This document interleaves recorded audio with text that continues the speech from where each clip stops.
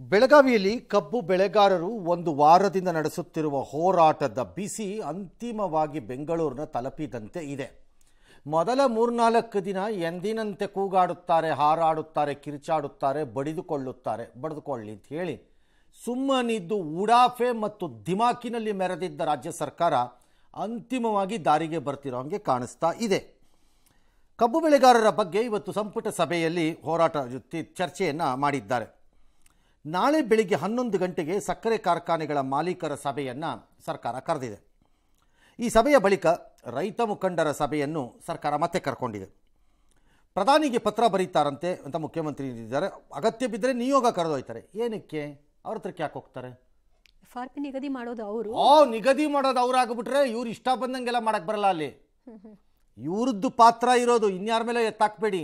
ಎಲ್ಲದಕ್ಕೂ ಪ್ರಧಾನಿ ಅಂದರೆ ನೀವು ರಾಜ್ಯ ಸರ್ಕಾರ ಬರ್ಖಾಸ್ತು ಮಾಡಿ, ಸೆಂಟ್ರಲ್ ರೂಲ್ ಬರಲಿ, ಹಂಗಾರೆ ಬರ್ಖಾಸ್ತು ಮಾಡಿಬಿಡಿ. ಹೇಳ್ತೀನಿ, ಎಲ್ಲದಕ್ಕೂ ಅಲ್ಕೈ ತೋರ್ಸೋದ್ರೆ ನೀವೇನಕ್ಕಿದ್ದೀರಿ? ಗ್ಯಾರಂಟಿ ದುಡ್ಡನ್ನೆಲ್ಲ ತೊಗೊಂಡೋಗಿ ತಿಂದು ನೀರು ಕುಡಿದ್ಬಿಟ್ರಿ, ನೀವೇನಕ್ಕಿದ್ದೀರಿ? ಯಾಕೆ ಅಂತ ಹೇಳ್ತೀನಿ ಮುಂದೆ.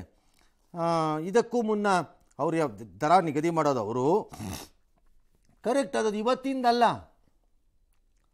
ಎಂದಿನಿಂದ ಸರಿ. ಮಾಲೀಕರ ಹೊಸ ದರ ಸಂಬಂಧ ಕಾರ್ಖಾನೆ ಮಾಲೀಕರನ್ನ ಮನವೊಲಿಸ್ತಿದ್ದಾರೆ ಅಂತ ಹೇಳ್ತಿದ್ದಾರೆ. ಸಚಿವರ ಜೊತೆನೂ ಚರ್ಚೆ ಮಾಡಿದ್ದಾರೆ. ಬೆಳಗಾವಿ, ಬಾಗಲಕೋಟೆ, ವಿಜಯಪುರ, ಕಲಬುರಗಿ, ಬೀದರ್ ಜಿಲ್ಲೆಗಳ ಸಮಸ್ಯೆ ಬಗ್ಗೆ ನಾಳೆ ಅವ್ರ ಸಭೆಯಲ್ಲಿ ನೀವು ಎಲ್ಲ ಇರಿ ಅಂತ ಹೇಳಿದಾರಂತೆ. ಈ ಮಧ್ಯೆ ಸಕ್ಕರೆ ಮಂತ್ರಿ ಅಂತಿಮವಾಗಿ ತಮ್ಮ ಉಡಾಫೆ ಅಥವಾ ನಿರ್ಲಕ್ಷ್ಯವನ್ನು ಬಿಟ್ಟು, ಈ ಮಂತ್ರಿ ಸ್ವಲ್ಪ ಹಾಗೇನೆ ಒಂಥರ ಈಸ್ ಪಾರ್ಟ್ಲಿ ಉಡಾಫೆ ಮಂತ್ರಿ ಇದು, ಬಿಟ್ಟು ಇವತ್ತು ರೈತರ ಹತ್ರಕ್ಕೆ ಹೋಗಿದ್ದಾರೆ. ಅಂತಿಮವಾಗಿ ರೈತರು ಪುಣ್ಯ ಗೌರವದಿಂದ ಕೂರಿಸಿ ಮಾತುಕತೆಗೆ ಕರೆದಿದ್ದಾರೆ, ಕೂತ್ಕೊಳ್ಳಿ ಅಂತ. ಆಮೇಲೆ ಹೋಗೋವಾಗ ಯಾರೋ ಕೋಪ ಮಾಡ್ಕೊಂಡವರೊಬ್ಬರು ಅವ್ರ ಕಾರಿನ ಮೇಲೆ ಚಪ್ಪಲಿ, ವಾಟರ್ ಬಾಟ್ಲೆಲ್ಲ ತೂರಿದ್ದಾರೆ. 1-2 ದಿನ ಟೈಮ್ ಕೊಡ್ರಪ್ಪ ಅಂತ ಅವರು ಕೋರ್ಕೊಂಡಿದ್ದಾರೆ.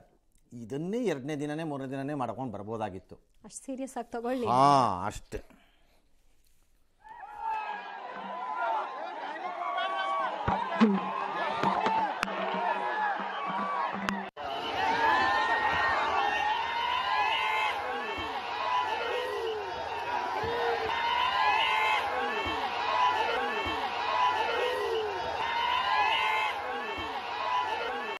FRP ಅಂತ ಏನು ಹೇಳ್ತೀವಿ, ಇದನ್ನು ನಿಗದಿ ಮಾಡ್ತಕ್ಕಂಥವ್ರು ಕೇಂದ್ರ ಸರ್ಕಾರದವರು. ಒಂದು ಟನ್ನಿಗೆ 3,550 ಪ್ರತಿ ಟನ್ನಿಗೆ, ಅಂದರೆ ಇನ್ಕ್ಲೂಡಿಂಗ್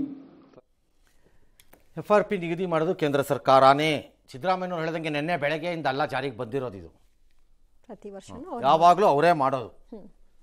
ಇದು ಹೊಸದಲ್ಲ. ನಂಬರ್ 1, ಎಂಟೈರ್ ಕಂಟ್ರಿನಲ್ಲಿ ಅವರ ಈಲ್ಡ್ ಲೆಕ್ಕಾಚಾರಗಳ ಆಧಾರದ ಮೇಲೆ ಅದನ್ನು ಮಾಡ್ತಾರೆ.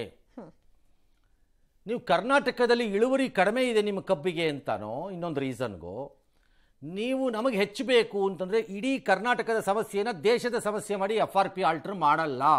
ಹಂಗೆ ಬಯಸಕ್ಕಾಗಲ್ಲ, ಹಂಗೆ ಮಾಡೋಕ್ಕಾಗಲ್ಲ. ನೀವಿದ್ರೂ ಮಾಡ್ತಿರ್ಲಿಲ್ಲ, ನಿಮ್ಮ ಸರ್ಕಾರ ಇದ್ದಾಗಲೂ ಮಾಡಿಲ್ಲ, ಕೇಂದ್ರದಲ್ಲಿ ಹಂಗೆ ಮಾಡಲ್ಲ. ಸೊ ಅದಕ್ಕೆ ಮಾರ್ಗ ಏನು? ಬದಲಿ ಹಿಂದಿನ ಸರ್ಕಾರಗಳ ಪಾಲನೆ ಮಾಡ್ಕೊಂಡು ಬಂದಿರೋದು ಈಗ ನೀವು ಮಾಡಬೇಕು. ನಿಮಗೆ ಬೇರೆ ದಾರಿ ಇಲ್ಲ.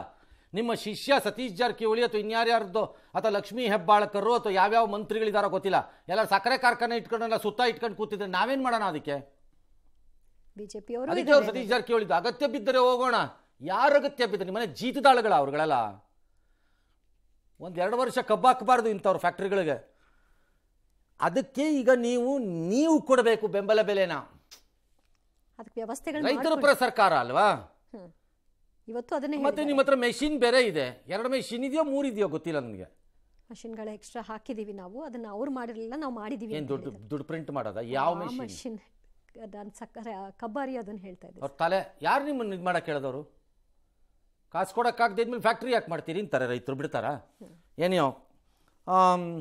ಹಾಗಾಗಿ ನೀವು ಕೊಡಬೇಕು.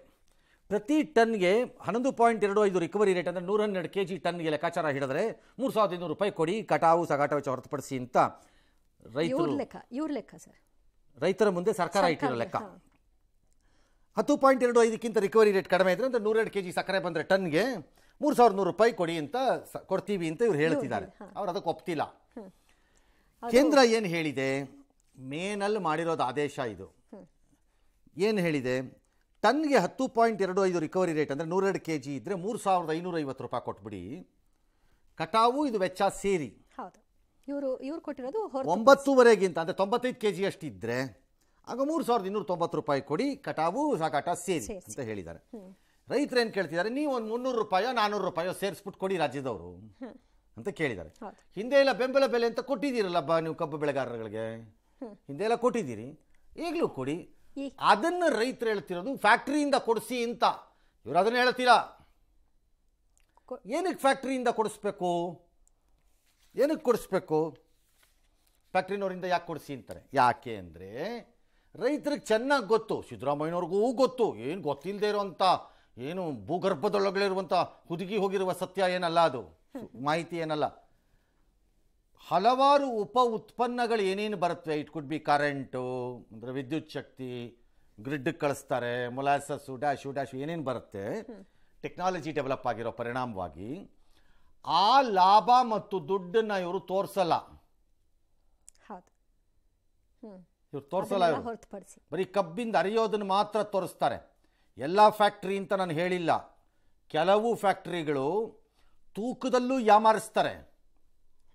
ಕೆಲವು ಫ್ಯಾಕ್ಟ್ರಿಗಳು, ನಾನು ಎಲ್ಲರಿಗೆ ಅಂತ ಹೇಳಿಲ್ಲ, ಕೆಲವರು ತೂಕದಲ್ಲೂ ಯಾಮಾರಿಸ್ತಾರೆ. ಕಾಯಿಸ್ಬಿಟ್ಟು ಬೇಗ ತಗೊಳ್ಳದೆ ಕಬ್ಬು ಒಣಗೋಂಗೆ ಮಾಡ್ತಾರೆ, ತೂಕ ಕಡಿಮೆ ಆಗತ್ತದು. ಕಬ್ಬು ಒಣಗಿದ್ರೆ 4 ದಿನ ಹೆಚ್ಚು ಒಣಗಿದ್ರೆ ಕಬ್ಬು ತೂಕ ಕಡಿಮೆ ಆಗತ್ತೆ. ಬರೀ ಮೋಸ ಅದರಲ್ಲಿ ಮಾಡ್ತಾರೆ, ಎಲ್ಲರೂ ಅಲ್ಲ. ನಂಬರ್ 2, ಕಬ್ಬು ತಗೊಂಡು ದುಡ್ಡು ಕೊಡ್ತೀವಿ ಅಂತ ಕೊಡಲ್ಲ, ಬಹಳ ಸರಿ ಅವ್ರು ದುಡ್ಡು ಮಾಡ್ಕೊಂಡ ಮೇಲೂ ಕೊಟ್ಟಿಲ್ಲ, ಆಟ ಆಡಿಸ್ತಾ ಕೂತಿದ್ದಾರೆ. ಇದರಲ್ಲೆಲ್ಲ ರಾಜಕಾರಣಿಗಳ ಪಾತ್ರ. ರಾಜಕಾರಣಿಗಳೇ ಶತ್ರುಗಳು ಈ ರೈತರದ್ದು. ಹಾಗಾಗಿ ಈ ಸಮಸ್ಯೆ ಬಂದಿರೋದು. ಇದು ಇವತ್ತು ನಿನ್ನೆ ಸಮಸ್ಯೆ ಅಲ್ಲವೂ ಅಲ್ಲ.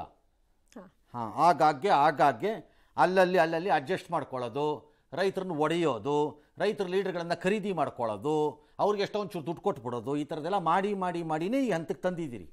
ಈ ಸರಿ ರೈತರು ನೀವು ಗಟ್ಟಿಯಾಗಿ ನಿಂತ್ಕೊಂಡು ಒಂದು ಸರಿಯಾಗಿ ಇತ್ಯರ್ಥ ಮಾಡಿಸ್ಕೊಳ್ಳಿ. ಅದು ಬಿಡದೇ ಇದ್ರೆ ನಿಮ್ಮ ಇಷ್ಟ, ನಮಗೇನೋಗ್ಬೇಕು.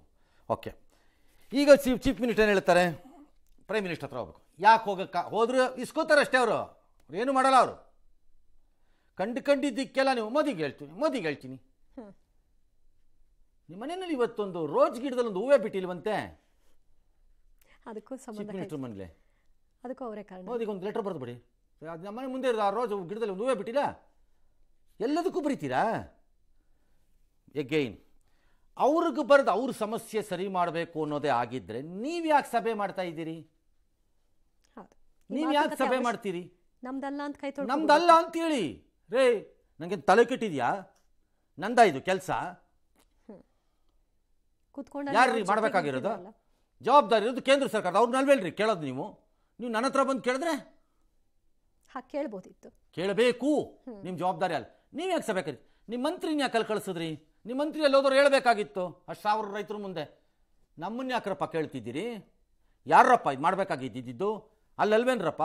ನಡೀರಿ ಮಾಡಿಸೋಣ, ಅಲ್ಲಿಗೆ ಹೋಗೋಣ, ನಡೀರಿ ಏನ್ಬೇಕಾಗಿತ್ತು. ನೀವು ಯಾಕೆ ಕರೆದಿದ್ದೀರಿ? ಇದು ಎಲ್ಲರಿಗೂ ಗೊತ್ತು, ಇದು ಹೆಂಗೆ ನಡೆಯುತ್ತೆ ಈ ವ್ಯವಹಾರ ಅಂತ. ಸುಮ್ಮನೆ ರಾಜಕೀಯಕ್ಕೋಸ್ಕರ ಕಂಡುಕೊಂಡಿದ್ದಕ್ಕೆಲ್ಲ ಮೋದಿ ಅಂದಂಗೆ ಇದಕ್ಕೂ ಮೋದಿ ಅಂತ ನೀವು ಬರೆದ್ರೆ ಬರ್ಕೊಳ್ಳಿ ಅಂತಾರೆ. ಕೇಳೋನು ಯಾವನು? ರೈತರಿಗೂ ಗೊತ್ತಿದೆ ಇದು ಏನಾಗುತ್ತೆ. ರಾಜ್ಯ ಸರ್ಕಾರನೇ ಇತ್ಯರ್ಥ ಮಾಡ್ಕೋಬೇಕಿದನೀಗ. ಎಸ್, ಇನ್ನು ಕಬ್ಬಿಗೆ ಬೆಂಬಲ ಬೆಲೆ ನಿಗದಿ ಮಾಡುವಂತೆ ರೈತರು ಕಹಳೆಯನ್ನು ಮೊಳಗಿಸಿದ್ದಾರೆ. ಸರ್ಕಾರದ ವಿರುದ್ಧ ಕಬ್ಬು ಬೆಳೆಗಾರರ ಆಕ್ರೋಶ ಅಹೋರಾತ್ರಿ 8ನೇ ದಿನಕ್ಕೆ ಕಾಲಿಟ್ಟಿದೆ ಪ್ರತಿಭಟನೆ. ಬಾಗಲಕೋಟೆ, ಬೆಳಗಾವಿ, ಕಲಬುರಗಿ, ಧಾರವಾಡದಲ್ಲೂ ಕೂಡ ರೈತರ ಕಿಚ್ಚು ಮತ್ತಷ್ಟು ಹೆಚ್ಚಾಗಿದೆ. ಬೆಳಗಾವಿಯ ಮೂಡಲಗಿ ಪಟ್ಟಣದಲ್ಲಿ ಪ್ರಮುಖ ರಸ್ತೆ ಬಂದ್ ಮಾಡಿ ಮಾನವ ಸರಪಳಿಯನ್ನು ನಿರ್ಮಿಸಿದ್ರು, ಆಕ್ರೋಶ ಹೊರಹಾಕಿದ್ರು. ಸಕ್ಕರೆ ಸಚಿವ ಶಿವಾನಂದ ಪಾಟೀಲ್ ಅಣುಕು ಶವಯಾತ್ರೆಯನ್ನು ನಡೆಸಿದ್ರು. ಜೊತೆಗೆ ಮೂಡಲಗಿ ಪಟ್ಟಣದಲ್ಲಿ ಅಂಗಡಿಗಳನ್ನು ಬಂದ್ ಕೂಡ ಮಾಡಿಕೊಳ್ಳಲಾಗಿತ್ತು. ಅಥಣಿ ಪಟ್ಟಣದಲ್ಲೂ ಕೂಡ ರೈತರು ಬಾರ್ಕೋಲು ಬೀಸುವ ಮೂಲಕ ಸರ್ಕಾರಕ್ಕೆ ಎಚ್ಚರಿಸಿದ್ದಾರೆ. ವಿಜಯಪುರ ಕಬ್ಬು ಬೆಳೆಗಾರ ಹೋರಾಟ 3ನೇ ದಿನಕ್ಕೆ ಕಾಲಿಟ್ಟಿದ್ದು 3,500 ರೂಪಾಯಿ ನಿಗದಿ ಮಾಡಬೇಕು ಅಂತ ಆಗ್ರಹಿಸಿದ್ದಾರೆ. ಬಾಗಲಕೋಟೆಯ ಲೋಕಾಪುರದಲ್ಲಿ ಬೆಳಗಾವಿ, ರಾಯಚೂರು, ವಿಜಯಪುರ, ಧಾರವಾಡ ಹೆದ್ದಾರಿ ಬಂದ್ ಮಾಡಿ ಲೋಕಾಪುರದ ಬಸವೇಶ್ವರ ವೃತ್ತದಲ್ಲಿ ಪ್ರತಿಭಟನೆಯನ್ನು ನಡೆಸಲಾಯಿತು. ಅತ್ತ ಕಬ್ಬಿಗೆ ಸೂಕ್ತ ಬೆಲೆಗಾಗಿ ಕಲಬುರಗಿಯಲ್ಲೂ ಕೂಡ ಪ್ರತಿಭಟನೆ ನಡೆದಿದೆ. ಮತ್ತು ಅಫಜಲ್ಪುರ, ಕಲಬುರಗಿ, ವಿಜಯಪುರ ಸಂಪರ್ಕ ಕಲ್ಪಿಸುವ ರಸ್ತೆಗೆ ಸಾರಿಗೆ ಬಸ್ ವಾಹನಗಳು ತಡೆದು ನೂರಾರು ರೈತರು ಪ್ರತಿಭಟನೆ ನಡೆಸಿದರು. ಈ ಮಧ್ಯೆ ರೈತರು ಮಾಲೀಕರ ಕಷ್ಟವನ್ನು ಅರ್ಥ ಮಾಡಿಕೊಳ್ಬೇಕು ಅಂತ ಸಚಿವೆ ಲಕ್ಷ್ಮೀ ಹೆಬ್ಬಾಳ್ಕರ್ ಹೇಳಿದ್ದಾರೆ.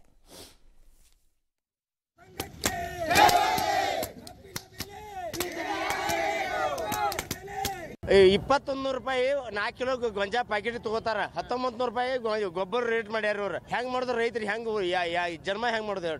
ಹೊಲ್ದಾಗಿನ ಗೊಂಜಾಳ ಒಯ್ಯಂದ್ರೆ ಒಯ್ಯವಾರ್ರಿ, ಈಗ ವ್ಯಾಪಾರಸ್ಥರು ಒಯ್ಯವಾರ್ರಿ. ಹೆಂಗ್ ಮಾಡೋದು ಹೇಳ್ರಿ ನೀವು? 3500 ರೂಪಾಯಿ ರೇಟ್ ಕೊಡ್ಬೇಕ್ರಿ ನಮಗೆ. ಮತ್ತು ರೈತರು ಭಾಳ ಸಂಕಷ್ಟ ಆಗದಾರ್ರಿ.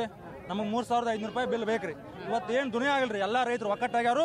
ನಾವು ಸ್ಟ್ರೈಕ್ ಮಾಡವ್ರಿ. ರೈತರ ಸಂಕಷ್ಟ ನಮಗೂ ಗೊತ್ತು, ಬಟ್ ಅವರು ನಮಗೇನು ತೊಂದರೆ ಇದೆ ಅನ್ನೋದನ್ನ ಅವರು ಅರ್ಥ ಮಾಡ್ಕೊಳ್ಳಿ ಅನ್ನೋದು ಒಂದೇ ಕಾಳಜಿ.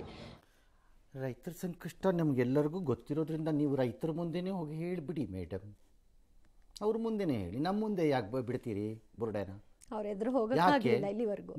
ನೀವು ನಿಮ್ಮ ತಮ್ಮನ ಯಾರೋ ಅಥವಾ ನಿಮ್ಮ ರಿಲೇಟಿವ್ ಯಾರೋ ಫ್ಯಾಕ್ಟ್ರಿ ಮಾಡಿದ್ದಕ್ಕ ಇಷ್ಟೆಲ್ಲ ಕಷ್ಟ ಇದ್ದ ಮೇಲೆ, ಮಾಲೀಕರ ಕಷ್ಟ ಇದ್ದ ಮೇಲೆ ಇತ್ತೀಚೆಗೆ 6 ತಿಂಗಳಿಂದೇನೋ ವರ್ಷದಿಂದನೋ ಏನಕ್ಕೆ ಫ್ಯಾಕ್ಟ್ರಿ ಮಾಡಿದ್ರಿ ನೀವು ಅಂತ ಕೆಟ್ಟ ಬಿಸ್ನೆಸ್ಸಲ್ಲಿ? ಗೊತ್ತಿದ್ದು ಕೈ ಏನಕ್ಕೆ ಮಾಡಿದ್ರು? ಗೊತ್ತಿದ್ದು ಮಾಡಿಬಿಟ್ರಾ? ಭಾಳ ಕಷ್ಟ ಇದ್ದಾಗ ಯಾಕಪ್ಪ ಮಾಡಿದ್ರಿ ಆ ಫ್ಯಾಕ್ಟ್ರಿನ?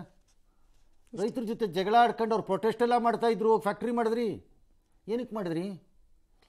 ಇವೆಲ್ಲ ನಡೆಯಲ್ಲ. ಒಂದು ಸರಿ ಎದ್ದು ನಿಂತಾಗ ಅವ್ರುಗಳು ಈ ಥರದ ಟಾಕ್ ಎಲ್ಲ ನಡೆಯಲ್ಲ. ಇದು ಕಲಬುರಗಿಲಿ ಸಿಡಿದೆದ್ದಿದ್ದಾರೆ. ಅದೆಲ್ಲ RSS ಮೋದಿ ಪಿತೂರಿ ಇರುತ್ತೆ.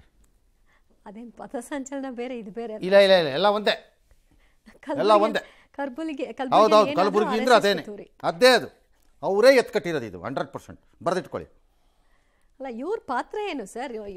ಬಿಜೆಪಿಯವರು ಹೋಗಿ ಪ್ರೊಟೆಸ್ಟ್ ನಲ್ಲಿ ಭಾಗಿ.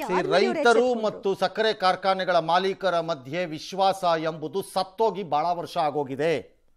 ಅವರಿಬ್ಬರ ಮಧ್ಯೆ ವಿಶ್ವಾಸ ಇಲ್ಲ. ಅದು ಒಂದು ರೀತಿಯ ಅದ್ಭುತವಾದಂತಹ ಸಂಬಂಧ ಇರಬೇಕಾದಂತಹ ವ್ಯವಹಾರ ಆಗಬೇಕಾಗಿತ್ತು, ಅದಿಲ್ಲ. ಮಾಲೀಕರು ಹಣ ಪಿಪಾಸುಗಳು, ದುಡ್ಡು ಮಾಡಲಿಕ್ಕೆ ಇದ್ದಾರೆ ಅನ್ನೋದು ರೈತರ ಭಾವನೆ. ರೈತರು ತಮ್ಮ ಒಟ್ಟು ಬಲದಿಂದ ನಮ್ಮನ್ನು ಬ್ಲ್ಯಾಕ್ ಮೇಲ್ ಮಾಡಿ ಹೆದರಿಸಿ ನಮ್ಮಿಂದ ಕಿತ್ಕೋತಾರೆ ಅನ್ನೋದು ಮಾಲೀಕರ ಅಭಿಪ್ರಾಯ. ಅರ್ಥ ಆಯ್ತಲ್ಲ? ಹಾಗಾಗಿ ಈ ಮಧ್ಯದಲ್ಲಿ ಸುಮ್ಮನೆ ಬಡಬಡ ಬಡ ಬಡ ಬಡ ಬಡ ಬಡ ಅಂತ ಏನೋ ಬಿಟ್ಬಿಟ್ರೆ ನಡೆಯಲ್ಲ. ಈಗ ಅವರು ಒಂದಾದಂಗಿದೆ, ಅವರೊಂದು ಕೇಳ್ತಾ ಇರೋ ಹಂಗಿದೆ. ಅದಕ್ಕೆ ಬೇಕಾದ ಬೆಂಬಲ ಬೆಲೆ ಅದು ಎಷ್ಟೋ ಒಂದು 300 ರೂಪಾಯಿ ಬರೋ ಹಂಗೆ ಕಾಣಿಸ್ತಾ ಇದೆ. 250-300 ರೂಪಾಯಿ ಬರ್ಬೋದೇನೋ ಅನ್ನಿಸ್ತಿದೆ ಇದು ನೋಡಿದ್ರೆ.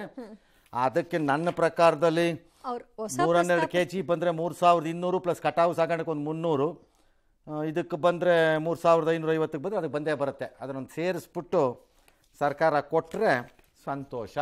ಮಾಲೀಕರ ಕೈಲಿ ಕೊಡಿಸಿ, ಯಾವ್ಯಾವ ಫ್ಯಾಕ್ಟ್ರಿನವ್ರು ಎಷ್ಟೆಷ್ಟು ಉತ್ಪನ್ನಗಳ ಲಾಭ ಮಾಡ್ತಿದ್ದಾರೆ ಆ ಪ್ರಕಾರ ಫಿಕ್ಸ್ ಮಾಡಿಸಿ. ಇಲ್ಲ, ಹಿಂದೆ ಸರ್ಕಾರ ಕೊಟ್ಟಂತೆ ಸರ್ಕಾರದನ್ನೇ ಕೈಯಿಂದ ಕೊಡ್ಬೇಕಾಗಿ ಬರುತ್ತಾ ಸರ್? ಯಾವುದು ಕೊಡಬೇಕಾಗತ್ತೆ? ಒಳ್ಳೆ ಕಥೆ ಆಯ್ತಲ್ಲ, ಕೊಡ್ತಾರೆ. ಅವ್ರಿಗೇನು ಹೋಗ್ಬೇಕು? ಈಗ ರೈತರಿಗೆ ನಂದಿನಿ ಇದರಲ್ಲಿ ಹಾಲಿಗೆ ಎಕ್ಸ್ಟ್ರಾ ದುಡ್ಡು ಕೊಡ್ತೀವಿ ಅಂತ ಅನೌನ್ಸ್ ಮಾಡಿದ್ದಾರೆ ಪ್ರಣಾಳಿಕೆಯಲ್ಲಿ ಇವರು. ಮತ್ತೆ ರೈತರಿಗೆ ಸಬ್ಸಿಡಿ ರೂಪದಲ್ಲಿ 2 ರೂಪಾಯಿ ಎಕ್ಸ್ಟ್ರಾ ಅಂತಾನೆ, 1 ರೂಪಾಯಿ ಎಕ್ಸ್ಟ್ರಾ ಅಂತಾನೆ, 4 ರೂಪಾಯಿ ಎಕ್ಸ್ಟ್ರಾ ಅಂತಾರೆ. ಬಿಟ್ರು ರೈಲನ್ನು. ಇವ್ರು ತಾತನ ಮನೆದೇನು ದುಡ್ಡು ಇವ್ರು ದುಡ್ದಿದ್ದಾರಾ? ಇವ್ರು ಬರೀ ತಿನ್ನೋ ಗಿರಾಕಿಗಳು ಹೇಸಿಗೆನ. ಇವ್ರು ದುಡ್ದಿದ್ದಿದ್ರೆ ಗೊತ್ತಾಗ್ತಿತ್ತು ಕಷ್ಟ ಏನು ಅಂತ ಜೀವನದಲ್ಲಿ. ದುಡ್ದಿರೋರು ಅಲ್ಲ ಇವರು, ಬರೆದು ಬಿಟ್ರು. ಅದು ಕೊಡಬೇಕಲ್ಲ, ಕೊಡೋಕ್ಕಾಗಲ್ವಲ್ಲ.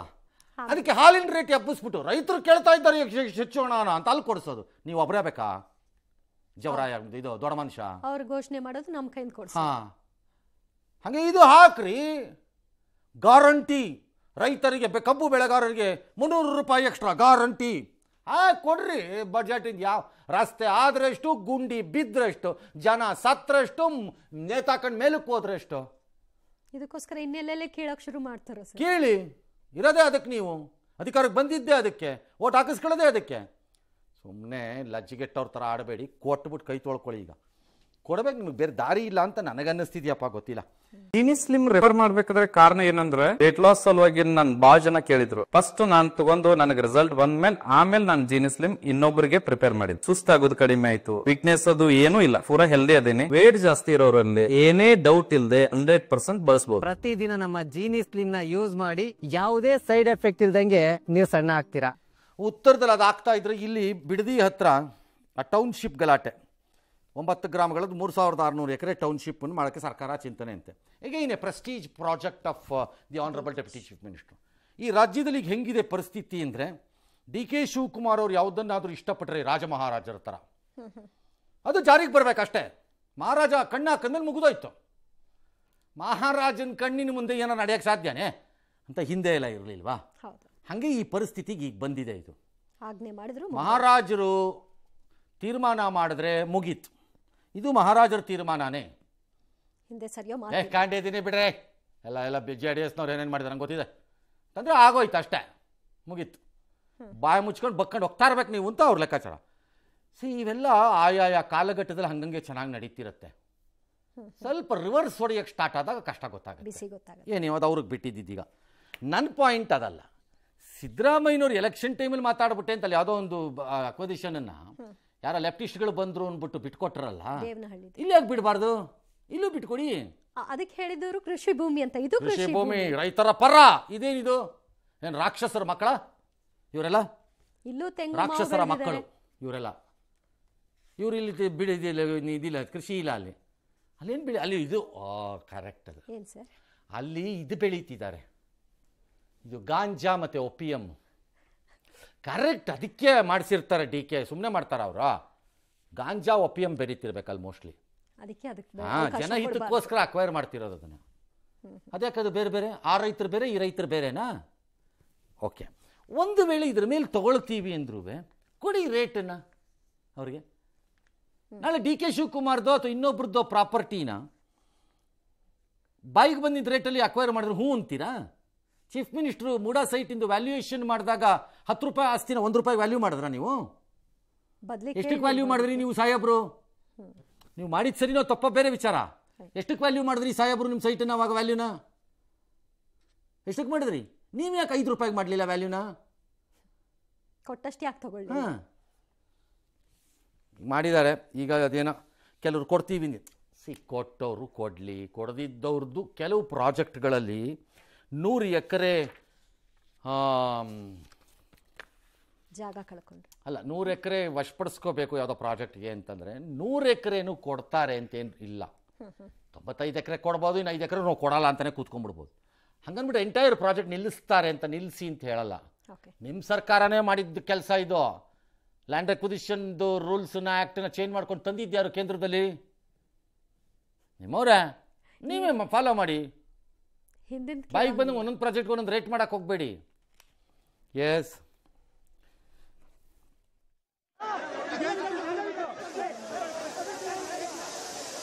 ಒಟ್ಟಾಗಿ ನೀವು ಎಲ್ಲರೂ ಬರಬೇಕು, ಎಲ್ಲರೂ ಖಾತೆದಾರರು ಬರಬೇಕು ಅಂತ ನೀವೇ ಓಡಿಸ್ಬಿಟ್ಟು 30 ಜನ ಮಾತ್ರ ಬನ್ನಿ ಅಂದರೆ ಎಷ್ಟು ಸಮಂಜಸ?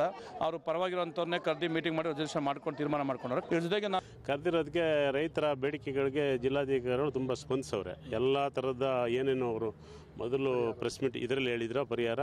ಜಿಲ್ಲಾಧಿಕಾರಿಗಳೇ ಇಲ್ಲಿಗೆ ಬಂದು ಮಾತಾಡ್ತಾರೆ ಅಂದ್ರೆ ನಮ್ದೇನು ತಕರಾರಿಲ್ಲ. ನಮ್ಮ ರೈತರು ತಾಳ್ಮೆ ಕಳ್ಕೊಳ್ಳಂಗೆ ಯಾರು ನಡ್ಕೋಬೇಡಿ, ದಯಮಾಡಿ ನಿಮ್ ಕೈ ಮುಗಿತು.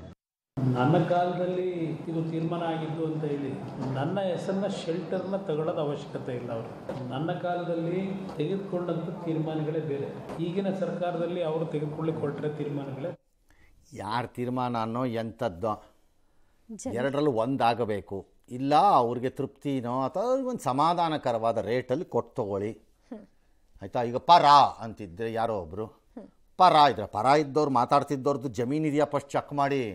ಸುಮ್ಮನೆ ಬುರ್ಡ ಬಿಟ್ಕೊಂಡು ಕೆಲವರು ಪರ ಅಂತ ಬಂದುಬಿಡ್ತಾರೆ. ಆಮೇಲೆ ಅವ್ರ ಹತ್ರ ಜಮೀನಿದೆಯಾ ಚೆಕ್ ಮಾಡಿ ಫಸ್ಟು. ಏನು ಯಾವ ಇರ್ಬೋದೇನೋ ಅದು ಕೊಡಿ, ಇಲ್ವಾ ಪ್ರಾಜೆಕ್ಟ್ ಕೈ ಬಿಡಿ.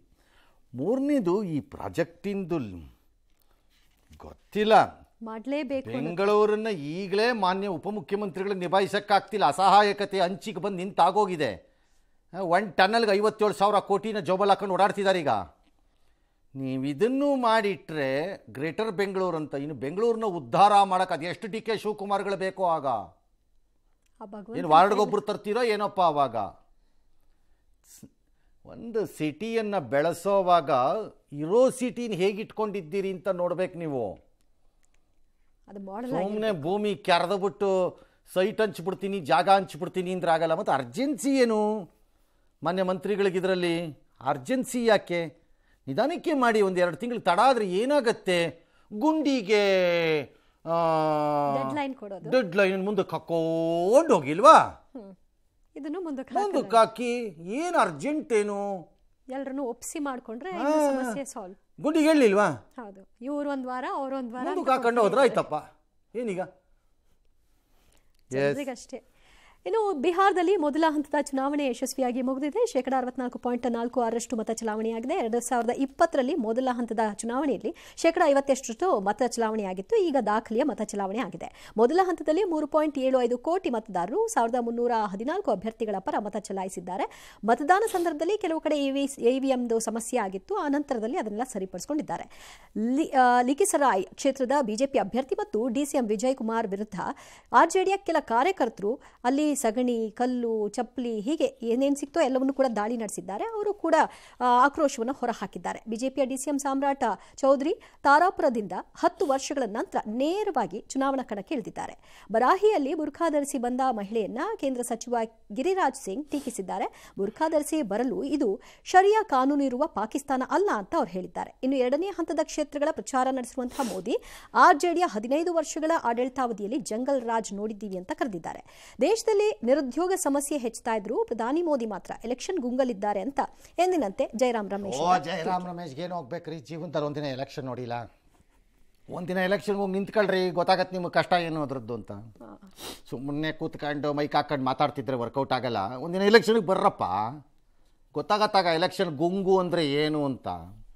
ಯಾವ ನಿರುದ್ಯೋಗದ ಬಗ್ಗೆ ಮಾತಾಡ್ತಾರೆ ಅದೇ ಜನ ದಿನಕ್ಕೊಂದು ಏನೋ ಬಿಡ್ತಾ ಇರ್ತಾರೆ. ಮಾಧ್ಯಮಗಳಿಗೂ ಬೇರೆ ಕೆಲಸವಿಲ್ಲ, ಪಿಕಪ್ ಮಾಡ್ಕೊಂಡು ಆಗ್ತಾ ಇರ್ತಾರೆ. ಅವ್ರಿಗೂ ಗೊತ್ತು ಪುಕ್ಕಟ್ಟೆ ಪಬ್ಲಿಸಿಟಿ ತಗೊಳ್ಳೋಣ ನಡಿ, ಕಳ್ಕೊಳ್ಳೋದೇನಿದೆ ಅಷ್ಟೇ. ಅವ್ರು ಯಾರೋ ಉತ್ತರ ಪ್ರದೇಶದಲ್ಲೊಬ್ಬ ಲೀಡ್ರ್ ಇಲ್ವಾ, ದಿನ ಬೆಳಗಾರ ಒಂದು ಬಿಡೋದು ಸುಮ್ಮನೆ. ನಿನ್ನೆ ನನಗೆ ಚಂದ್ರಲೋಕದಿಂದ ಒಂದು ಫೋನ್ ಬಂದಿತ್ತು ಅಂತ ಒಂದಿನ ಬಿಡು. ಯಾರು ಮಾಡಿದ್ರು ಅವನು ಕೇಳವನು, ಅವನು ನಮ್ಮ ಮೀಡಿಯಾ ಚಂದ್ರಲೋಕದಿಂದ ಫೋನ್ ಬಂತು ಅಂತ ಹಾಕೊಳ್ಳೋದು. ಇಂಥವ್ರನ್ನೆಲ್ಲ ಇಗ್ನೋರ್ ಮಾಡಿದ್ರೆ ಸರಿ ಹೋಗುತ್ತೆ. There are lot of people who don't deserves to be in media. ನನ್ನ ಪ್ರಕಾರದಲ್ಲಿ ಕೆಲವರು ಗಂಭೀರವಾಗಿ ಮಾತಾಡ್ತಾರೆ, ಅದನ್ನು ಹಾಕ್ಬೇಕು, ತೋರಿಸ್ಬೇಕು, ಸರಿಯಪ್ಪ.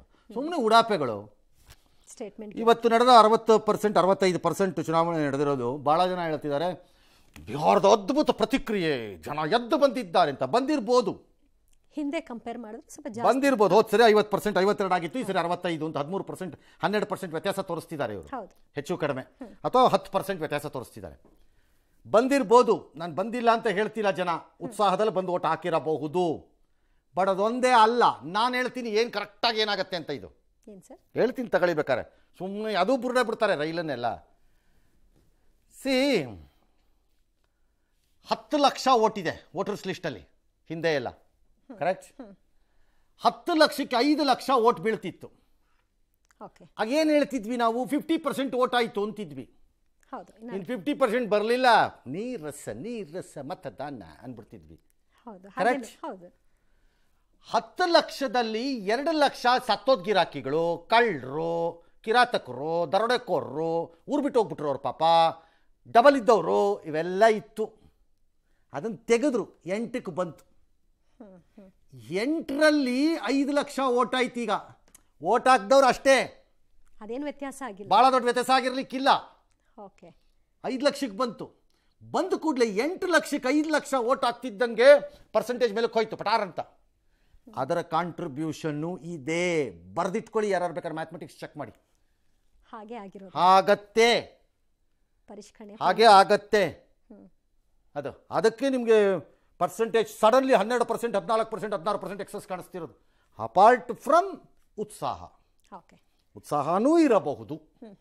ಎಸ್.